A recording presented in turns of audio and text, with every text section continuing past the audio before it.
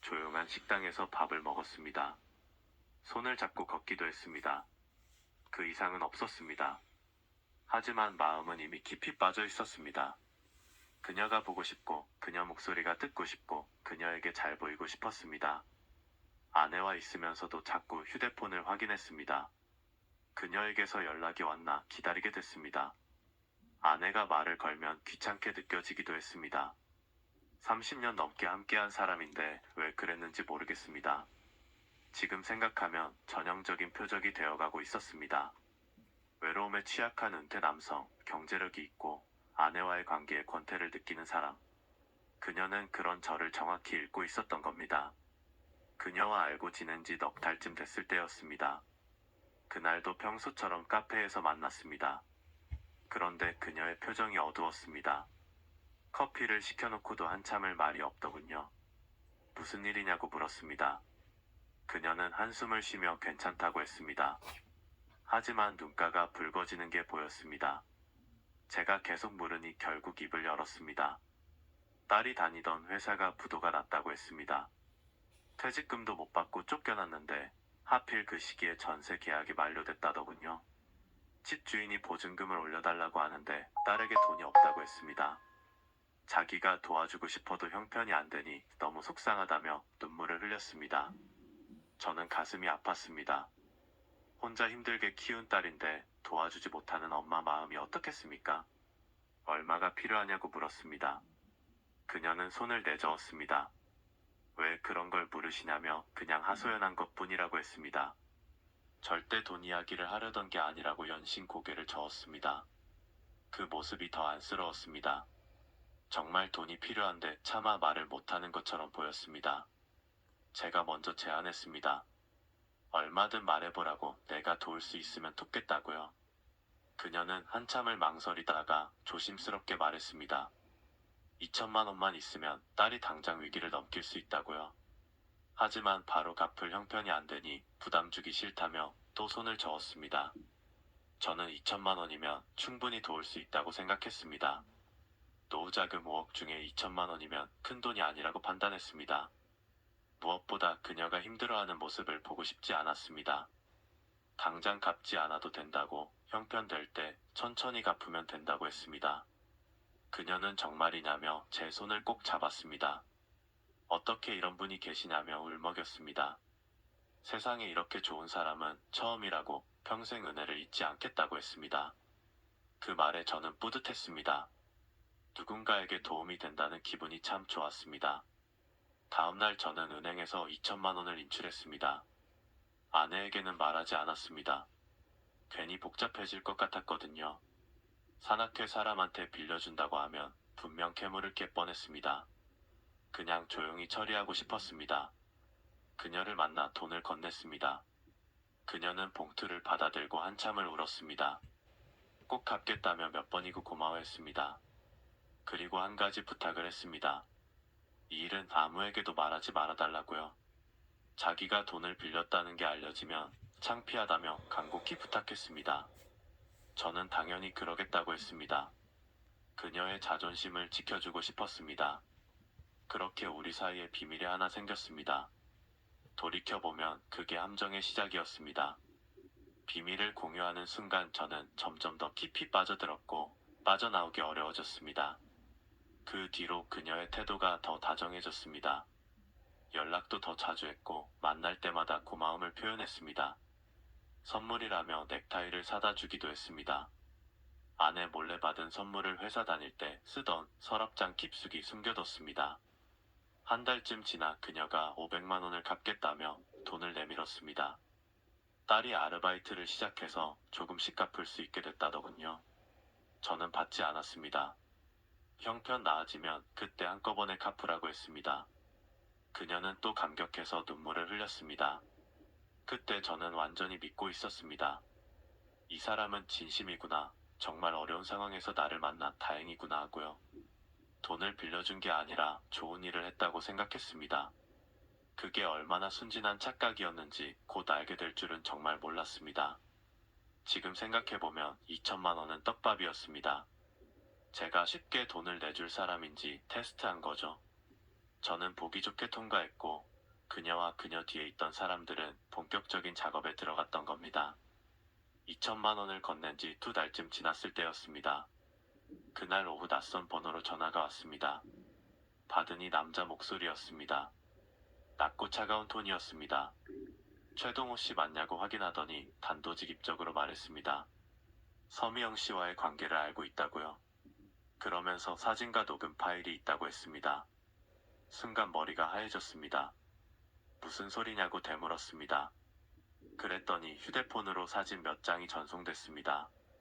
카페에서 그녀와 손을 잡고 있는 모습, 함께 걸으며 어깨를 기댄 모습, 식당에서 마주보고 웃는 모습, 전부 몰래 찍힌 사진들이었습니다.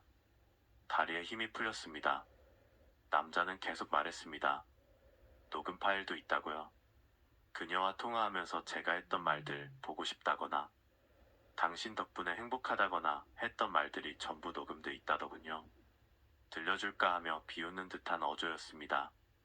저는 당신들이 누구냐고 물었습니다. 남자는 그건 중요하지 않다며 본론으로 들어갔습니다. 5천만 원을 준비하라고 했습니다. 일주일 안에 입금하지 않으면 이 사진과 녹음 파일을 가족에게 보내겠다고 했습니다. 아내 연락처도 알고 있고 아들들 직장 정보도 파악하고 있다더군요. 전화를 끊고 한참을 멍하니 앉아 있었습니다. 이게 무슨 일인가 싶었습니다. 서미영 씨에게 바로 연락했습니다. 전화를 받지 않았습니다. 문자를 보내도 답이 없었습니다. 하루가 지나고 이틀이 지나도 연락이 닿지 않았습니다. 그제야 깨달았습니다. 처음부터 짜여진 각본이었다는 걸요. 산악회에서의 우연한 만남, 다정한 눈빛, 외로움 호소, 딸의 위기 상황까지 전부 계획된 시나리오였습니다. 저는 그 연극에 완벽하게 속아 넘어간 겁니다. 며칠 밤을 뜬 눈으로 지새웠습니다. 아내 옆에 누워있으면서도 잠이 오지 않았습니다. 이 사실이 알려지면 어떻게 되나 머릿속으로 끊임없이 시뮬레이션 했습니다. 아내가 알면 이혼을 요구할 것 같았습니다. 아들들이 알면 아버지로서 권위가 땅에 떨어질 게 뻔했습니다. 손주들 볼 면목도 없어질 터였습니다. 34년간 쌓아온 모든 것이 한순간에 무너질 수 있다는 공포가 엄습했습니다. 대기업 임원으로 은퇴하며 받았던 존경, 가족들에게 자랑스러운 가장으로 서 있던 자리, 동네에서 성공한 사람으로 인정받던 평판. 그 모든 게 사라지는 상상만으로도 숨이 막혔습니다. 일주일이 다 되어갈 때쯤 다시 전화가 왔습니다. 같은 남자였습니다. 결정했냐고 물었습니다. 저는 시간을 좀 더 달라고 했습니다. 남자는 3일을 더 주겠다며 끊었습니다. 하지만 조건이 있다고 했습니다. 경찰에 신고하면 바로 가족에게 자료를 보내겠다고요. 저는 고민 끝에 돈을 보내기로 했습니다. 경찰에 가면 어차피 모든 게 드러날 테니까요. 그게 더 무서웠습니다. 협박범보다 가족의 시선이 더 두려웠습니다. 은행에서 5천만 원을 인출했습니다. 이번에도 아내 몰래였습니다. 지정된 계좌로 송금했습니다. 돈을 보내고 나니 좀 안심이 됐습니다. 이제 끝이겠지 싶었습니다. 5천만 원이면 충분히 큰 돈이니까 더 이상 연락하지 않을 거라고 믿었습니다. 하지만 그건 순진한 기대였습니다. 한 달 뒤 또 전화가 왔습니다. 이번엔 5천만 원을 더 요구했습니다. 저번 건 이자였고 이번이 본돈이라며 능청을 떨더군요.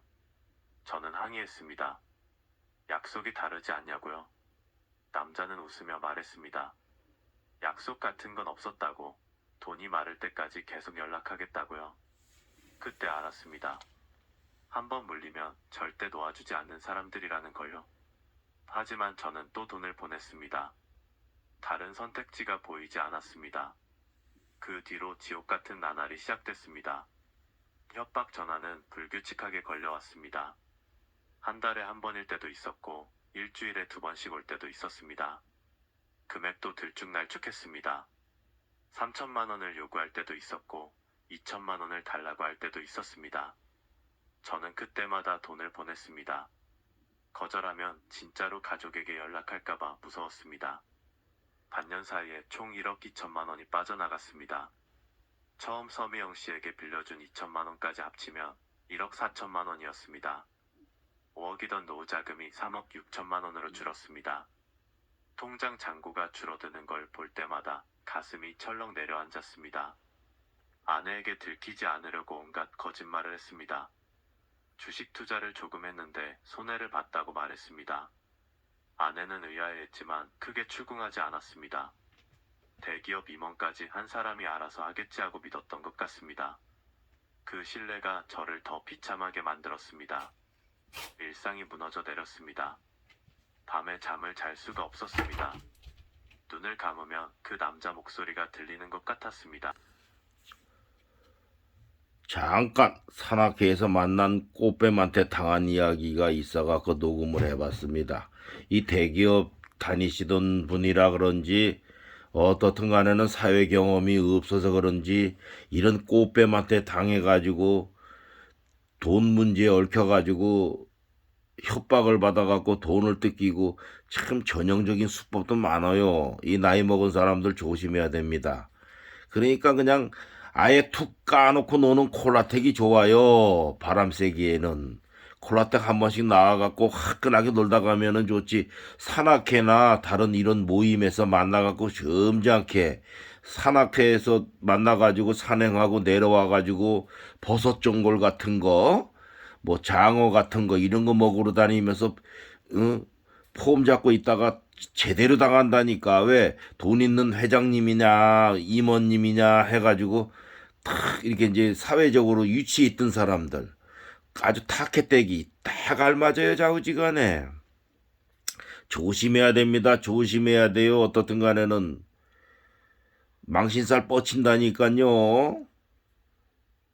하여간 별의별 사기꾼들이 많으니까 노후에 퇴직자금 참 뭐 이분도 한 5억 갖고 있다가 지금 낭패당한 것 같아요. 하여간 노후에 조심해야 됩니다. 여기까지 이야기합니다. 이상.